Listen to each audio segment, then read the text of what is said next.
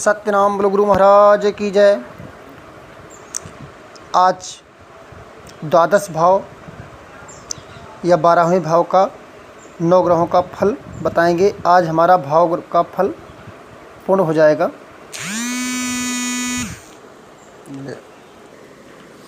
व्यय भाव में सूर्य का फल।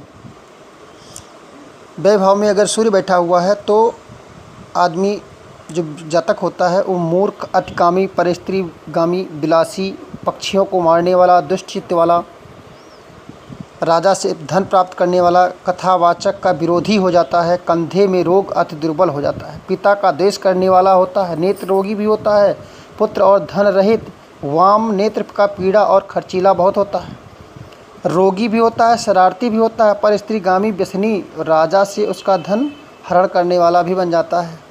बहुत ठीक नहीं होता सूर्य 12वें भाव में। अब व्यय भाव में अगर चंद्रमा बैठा हुआ है तो दुर्बलांग, निरंतर कफ रोग, क्रोधी, धन रहित, स्वक्षेत्री व गुरु क्षेत्री, इंद्रियों का दमन करता, बड़े बड़े दांतों वाला, सुखभोगी, अपमान रहित, अकर्मशील, श्रेष्ठशील, मित्र रहित, आँखों में विफलता, शत्रु बुद्धि, पाप बुद्धि, बहुभक्षी। कृष्ण पक्ष का है तो कृपणता बहुत बढ़ती है। क्षीण चंद्र उसका धन हरने वाला होता है। पूर्ण चंद्र होता है तो धन वृद्धि करता है। व्यय भाव में अगर मंगल है तो परधन लेने का इच्छुक, चंचल नेत्र, चपल बुद्धि, विहार करने वाला, हास्य करने वाला तथा प्रचंड परस्त्रीगामी होता है। गवाही देने वाला, झूठी गवाही में निपुण, कर्मों में परिपूर्ण, दोषयुक्त, स्त्री रहित, चुंगलखोर, नंबर 1 का चुंगलखोर होता है व्यय भाव में मंगल है तो। बंधनबागी, थोड़ा तेज वाला, वाम कर्ण में रोग भी हो सकता है, वाम नेत्र में रोग हो सकता है, स्त्री की अधिक अंगता, क्षत्रिय वर्ग से धन का खर्च हो जाता है, खोटे कर्म में बना रहता है, खोटे कर्म ज़्यादा करता है अगर मंगल व्यय भाव में है तो। अगर व्यय भाव में बुध बैठा हुआ है तो विकल शरीर, दरिद्री, दूसरे से धन व स्त्री में बहुत मन लगने वाला, व्यसनों में अलग, सदा उपकारी, दुखी, विद्या रहित, अपमानित, क्रूर, स्वजन रहित, ज़्यादा घूमने वाला, अपने पक्ष को जिताने वाला, काम में चतुर, निरंतर, धूर्त, मलिन, रोगी भाई से युक्त, पाप में रत रहने वाला, पराधीन, पतित, राजा की पीड़ा से संतप्त, निद्रा से मुक्त और क्रूर व्यक्ति होता है।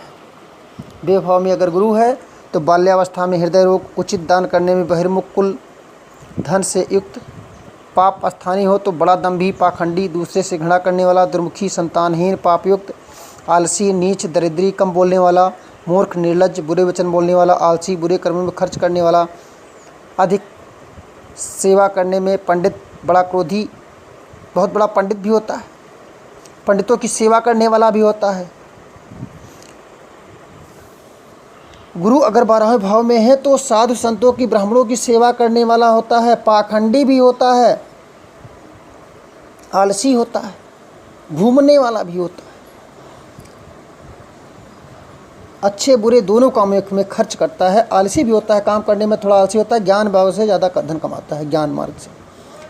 व्यय भाव में अगर शुक्र बैठा हुआ है तो प्रदर रोग औरतों को हो जाता है, सदा मलिन, धन युक्त, श्रेष्ठ कर्मों के मार्ग को त्यागने वाला, कामदेव के समान चित्त वाला, गुरु का विरोधी हो जाता है। अगर व्यय भाव में शुक्र बैठा है तो गुरु का विरोधी होगा, झूठ बोलेगा, भाइयों से झूठ बोलेगा, घर में झूठ बोलेगा, गुणहीन होगा, बंधुनाशक होगा, व्यभिचारी होगा, बुद्धि दरिद्र, श्रद्धाहीन, दयाहीन, रोग और स्थूल देव, शरीर हष्टपुष्ट तो होगा लेकिन सब कुछ गड़बड़ करेगा।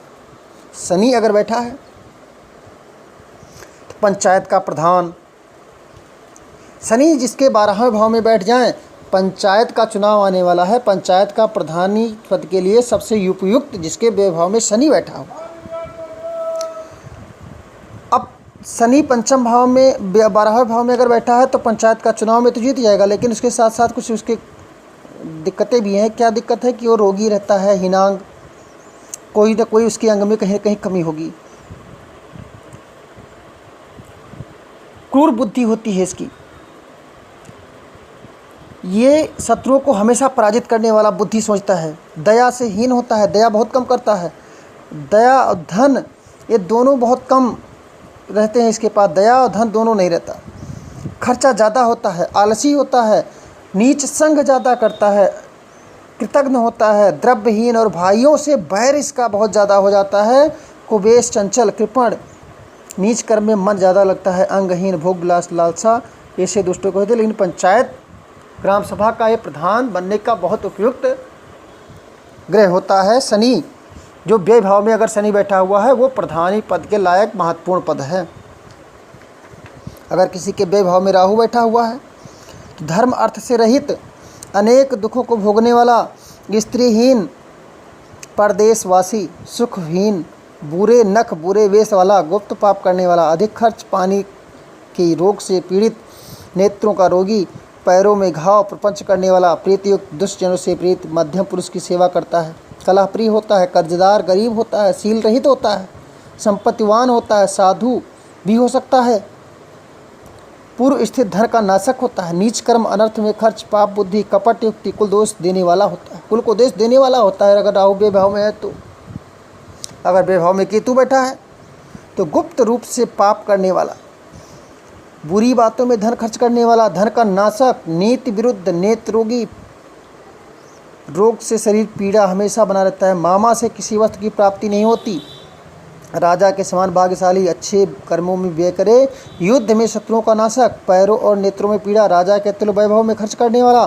शत्रुनाशक, मन से दुखी, नाभि के नीचे गुदा में रोग, चंचल और शील रहित होता है। तो प्रिय बंधुओं, आज हमने आपको भाव के 12 भावों के जो 9 ग्रहों का फल था उसको आज हमने 12 भाव के फल बता दिए हैं। अब हम आगे आपको ग्रहों के बारे में,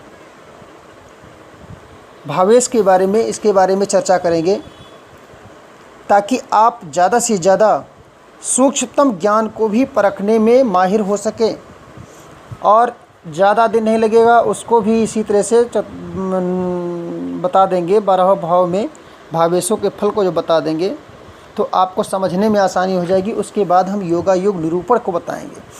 योगा योग निरूपण जब बता देंगे आप कुंडली में माहिर हो जाएंगे। छोटे मोटे नहीं, बड़े विद्वान ज्योतिषी बन सकते हैं, अपनी कुंडली को स्वयं देख सकते हैं। सत्यनाम गुरु महाराज की जय।